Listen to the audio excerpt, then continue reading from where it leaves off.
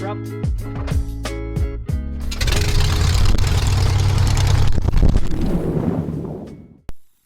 Well, good morning. The wind isn't blowing 36 knots today, so I thought I would take you for a flight.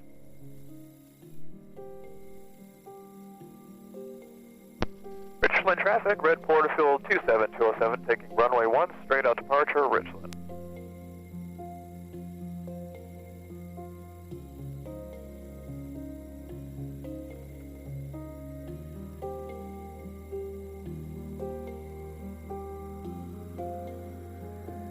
Finals clear.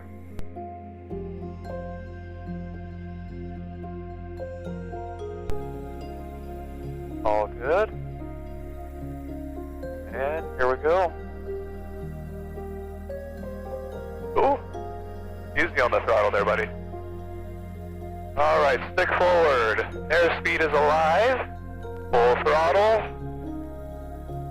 And there we go. And we'll climb out at 75 miles an hour right there. Oh, she wants to fly today. Oh, what a beautiful day. There we go. Perfect. Sorry for the dirty windshield there. I need to get that cleaned up for you.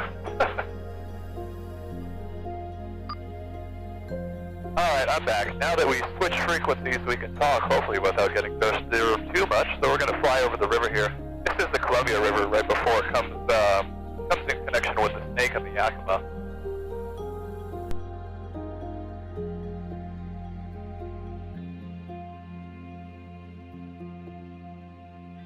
So we'll follow along the river and we'll talk about the Avid Magnum, my new project.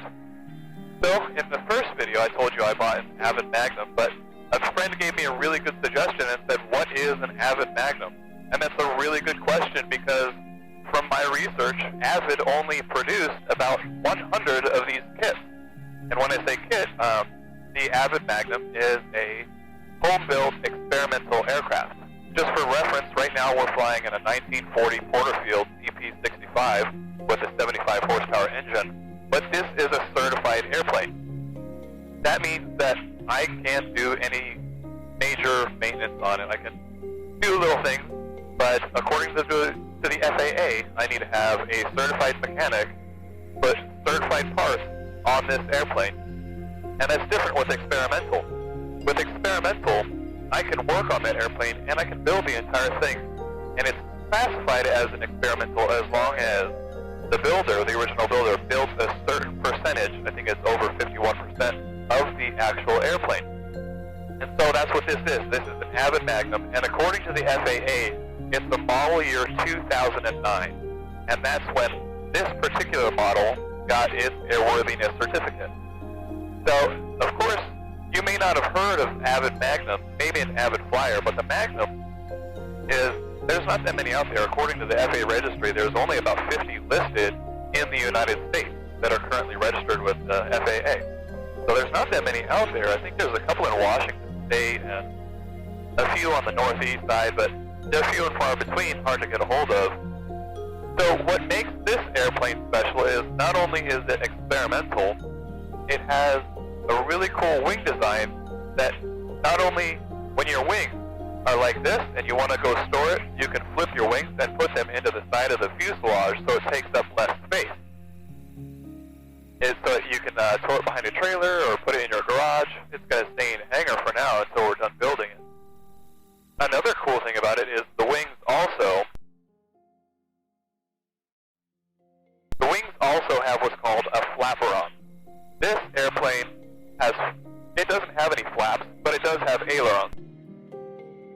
This has flaperons. As you can see from this picture, those flaperons give your entire structure there at the end. That is both a flap as well as an aileron. So that means that you can extend your flaps and you have a ton of flaps area surface there, and your ailerons have a ton of authority. Another cool feature about this airplane is it has a Lycoming 0320 engine in it. That is a 150 horsepower or 160 horsepower engine, depending on the configuration. I believe this one's a 150, but that's a really strong engine. engine for basically a really light airplane covered in fabric. I'd have to look at the weight and balance, but I think the useful load on it is about 1,700 pounds. You can carry a lot of stuff, and that's what that big baggage compartment in the back is.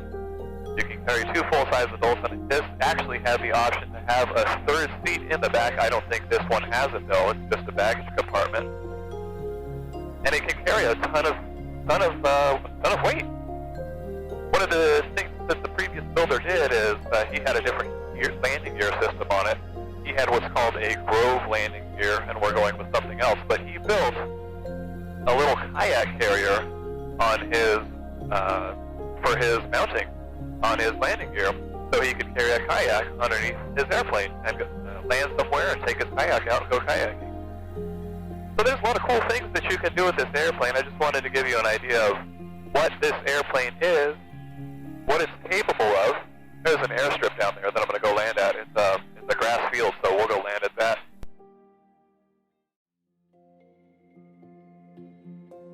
But anyways, it's capable of getting into really tight spots, like a place that I'm about to land, this grass strip.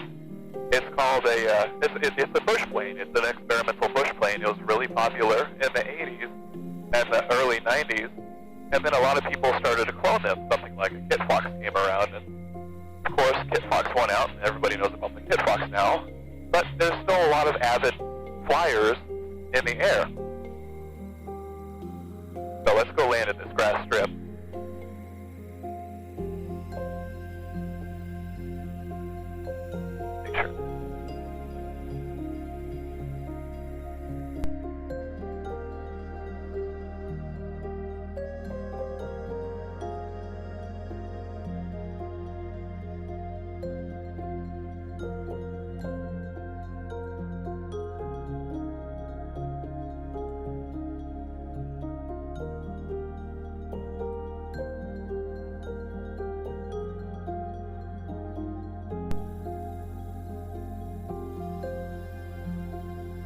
Beautiful. We're going to keep the weight off that tail. Now we'll bring it back down.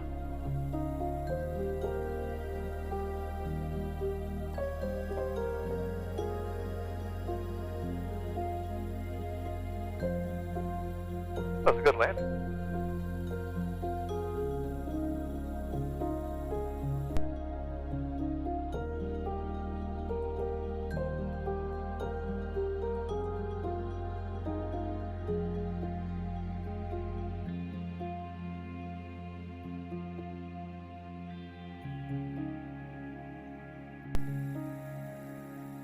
Get that tail up.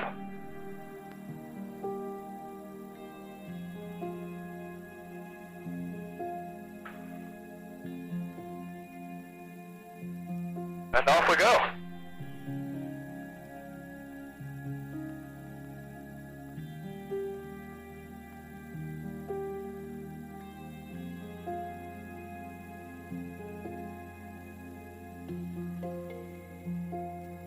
Yep.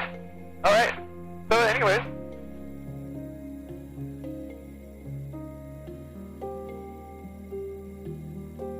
I just wasted a bunch of time there. The Magnum is a pretty cool little project, and it's been a bit of a slow week, so not much of an update right now, but we'll go back to the hangar and I'll show you what's going on. Thanks.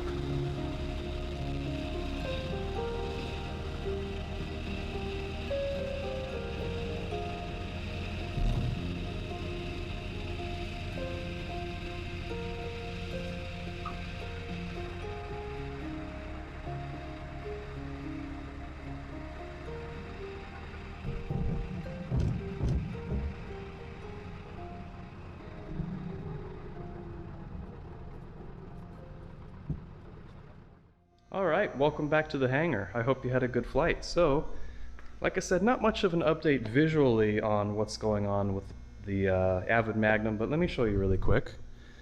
So, I've got most of the stuff cleaned out of the baggage compartment. That's actually a checklist of things that we'll need to be doing. And if you look at the frame rails, all the glue is off, and that's what they used to look like before. Just had the glue from the old fabric, so all the fabric's taken off, all the glue's taken off, so we can get ready to fabric. And remember, I pointed these out last time. This is where the designer came and re-welded some stuff. I took the paint off so we could have these welds inspected, and something weird. When it went to the shop, he put in these structural pieces, or what we think might be structural, and we're not sure why. So that's new. Goodness, what else have we been doing? Major thing is we got all the parts taken off. We got a lot of fiberglass work going on. Getting that stuff all finished up, and I'll show you the inside of that fiberglass. What's that? Oh, this turned out great.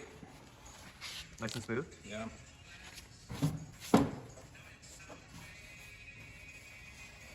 Now all we got to do is just patch this side up. Yep. Yeah, I gotta get this section figured out, but yeah, it shouldn't be too difficult. Sweet. We got the tape and stuff. Find a straight edge, I think. Yeah, it won't be hard. No. I'm gonna get the camera locks out. Okay. And I need to shore up the edges here. What do you mean? Unless we were getting ready to fly. Oh, let's getting ready to start it up. Oh, that fiberglass work looks really good and smooth, man. That's so weird. You get some practice in. Hey, thanks for joining me on the flight today. I hope you enjoyed it. I'm going to leave you with this. I received this large package. As you can see, it doesn't weigh anything, but it is quite large, and it holds one piece. Leave a comment below if you think you know what it is. I'll give you 2 hints. It's carbon fiber, and it holds something else. Let me know what you think, and I'll see you in the sky.